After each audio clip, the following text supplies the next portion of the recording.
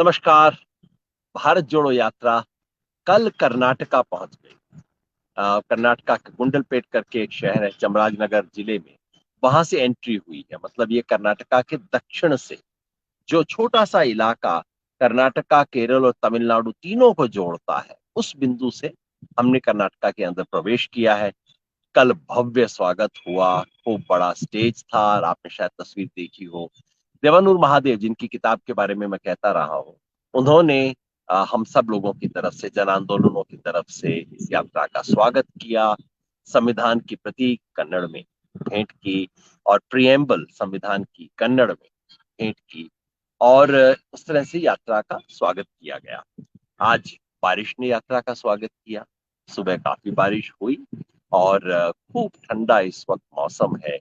जितना पर शायद आज देश भर में चल रहा है,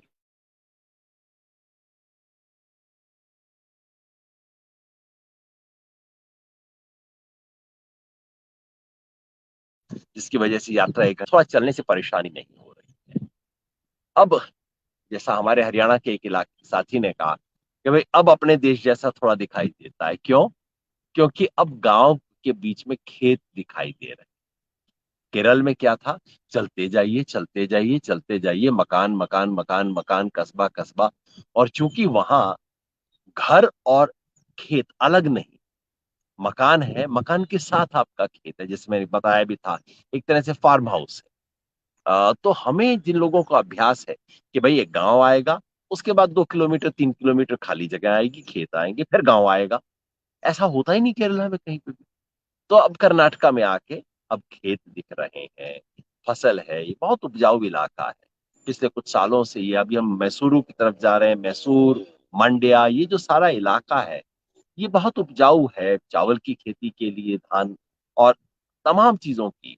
साथी एक हमारे बता रहे थे कि बचपन में उनके दादा कहा करते थे कि हमारे खेत में केरोसिन और नमक के सिवा सब कुछ मेरे खेत से आता है।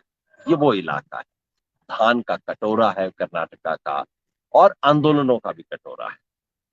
आज सुबह जब चलने लगे तो पहले हमारे साथ डीएसएस के साथी, डीएसएस मतलब दलित संघर्ष समिति। हम उत्तर भारत के दलित आंदोलन के बारे में जानते हैं, बीएसपी के बारे में जानते हैं, और जो लोग थोड़ा ज्यादा जानते हैं वो बीएसपी से पहले बामसेफ के बारे में जानते हैं। जो बामसेफ से भी थोड़ी पुरानी कहानी जानते हैं वो डीएस4 के बारे में बताएंगे। लेकिन दक्षिण भारत में दलित आंदोलन क्या है उसकी कहानी हमें अक्सर नहीं पता।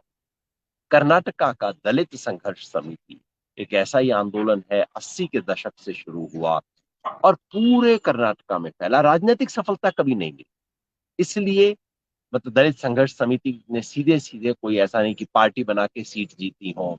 बीएसपी ने एक बार कोशिश भी की कि कर्नाटका में 40 सीट लड़ने की, सफलता प्राप्त नहीं हुई।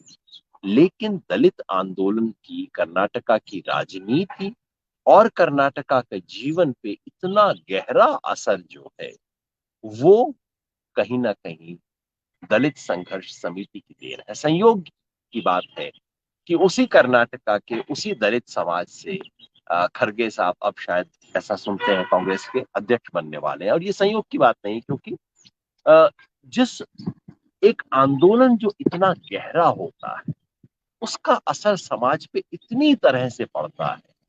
और कर्नाटका का दलित आंदोलन इसी तरह से बहुत गहरा आंदोलन। तो सुबह चामराजनगर के दलित संघर्ष समिति के साथी जुड़े। वो मफलर पहने हुए थे, वो पहन के चल रहे थे। और इस आंदोलन में, इस यात्रा में पहली बार जम के जय जय जय जय जय भीम, जय भीम, जय भीम का उद्घोष हुआ। और एकदम समा बन गया अच्छे नारों के साथ। हम कन्नड़ा सीख रहे हैं वैसे, और थोड़े थोड़े उसके नारे भी लगा रहे हैं, जो सीख रहे हैं शुरू में। आपको बाद में बताऊंगा क्या कुछ नारे हम अ, चला रहे हैं, जिनमें से एक है अ, जोड़सी भारता जोड़सी, जोड़ेंगे जोड़ेंगे भारत को जोड़ेंगे, इस तरह का नारा है। जोड़ो जोड़ो भारत जोड़ो, उस तरह का नारा है। रास्ते में हमें मिले किसान।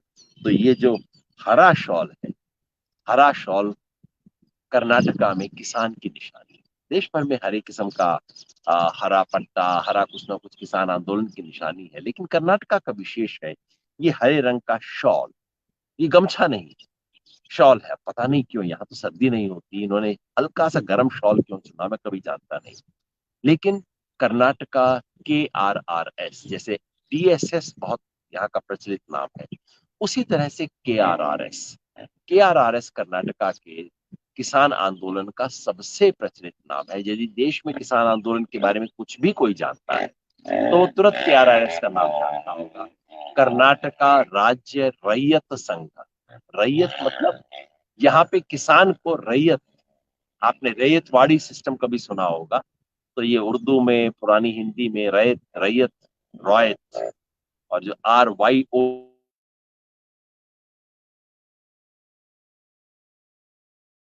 भी लिखा जाता था, वो प्रोफेसर जुड्डा स्वामी ने की थी। ये भी 80 के दशक में शुरू हुआ था। और इतना फैला है ये आंदोलन, पूरे कर्नाटका में कहीं जाइए आपको हरे शॉल वाला मिल जाएगा। और हरे शॉल वाला मिलते ही, रैयत संघा, नमस्कार रैयत संघा, बस इतना कहते ही आप समझ लीजिए आपकी दोस्ती हो गई। वो आपको घर ले जाएगा, बैठाएगा। अच्छा, दिल्ली किसान आंदोलन, रेत वाले उसमें थे, रैयत चळवळी, चळवळी बोलते हैं यहाँ आंदोलन, तो ये रई चळवळी से आप आए तो ठीक है साहब, आपका स्वागत होगा। और जैसा अक्सर होता है हमारे उत्तर भारत में भी हुआ है, जैसे PKU के कई टुकड़े हुए हैं, इसी तरह से KRRS के भी 6-7 संगठन बन गए। और जैसे बामसेफ के बहुत हिस्से हो गए हैं, उसी तरह से DSS के भी खूब हिस्से हो गए। तो खैर, आज उनमें से एक जो हमारे मित्र संगठनों में से है, उसके KRRS के साथी आए, कोई 50 के करीब साथी आए, उन्होंने ज्वाइन किया। तो मुझे ये हरा शॉल मिला। जब उनका शॉल मिला तो मैंने DSS वालों से कहा कि भैया तुम्हारा मफलर भी तो लेना पड़ेगा। ये जो हरा रंग और कर्नाटका का रैयत रैयत संघ है, मैंने आपको बताया प्रोफेसर नंजुंदा स्वामी ने बनाया था। प्रोफेसर नंजुन स्वामी कौन थे, जरा समय मिले तो एक बार थोड़ा सा इसको गूगल पे देखिएगा। नंजुन स्वामी अंग्रेजी के प्रोफेसर, विदेश से आए और यहाँ आके किसानों की व्यथा देख के इतने परेशान हुए कि उन्होंने सब कुछ छोड़ के किसान आंदोलन यहाँ शुरू किया। और कर्नाटका के किसानों के जितने भी प्रतीक हैं, ये शॉल भी उन्होंने चुना। किस किस तरह के स्लोगन होंगे, मजे मजे की, मतलब ऐसे कार्यक्रम किया करते थे। एक बार उन्होंने कहा कि हंसी सत्याग्रह करेंगे, तो 5,000 किसान कर्नाटका की विधानसभा के सामने बैठे और हंसना शुरू किया। उन्होंने बस हंसते थे, जैसे ही बोलते सरकार परेशान हो गई उनकी हंसी से। एक बार उन्होंने कहा कि केंटकी फ्राइड चिकन अगर प्रवेश करेगा कर्नाटका में तो हम उनकी दुकानें तोड़ेंगे। एक्चुअली तोड़वा दी दुकानें उन्होंने, किसी की हिम्मत नहीं कि उनका विरोध कर सके। प्रोफेसर नंदू स्वामी का बनाया हुआ एक कर्नाटका राज्य संघ, लेकिन आपको ये विश्वास न लगे कि कोई उटपटांग हरकतें किया करते थे। देश के तमाम किसान आंदोलनों में अगर कोई एक विजनरी आंदोलन 20वीं सदी में हुआ जिसने आगे के बारे में सोचा, वो KRRS था। और इसकी अनूठी बात यह है कि ये किसान आंदोलन था जिसने किसानों के दाम की बात की, किसानों के हक की बात की, किसानों को जो कुछ मिलना चाहिए वो सब बातें की। लेकिन पहली बार देश में पर्यावरण की बात करने वाला किसान आंदोलन कर्नाटक राज्य रैयत संघ था। और उसने अपने सोच में, सब चीजों में उसको आगे रखा। आज उनकी बिटिया चुक्की नंजुन स्वामी, जो हमारी बहुत अच्छी घनिष्ठ मित्र हैं, वो भी मिलने आई। और उनके, प्रोफेसर नंजुन स्वामी की याद में एक पूरा संस्था बनाई गई पड़ोस के जिले में, जिसको वो चलाती हैं, जहां प्राकृतिक खेती के प्रयोग, प्राकृतिक खेती की बात करने वाले किसान संगठन, किसान आंदोलन, और छोटा मोटा किसान आंदोलन नहीं, ये वो किसान आंदोलन है जो 50,000 लोगों का रैली कर देता था।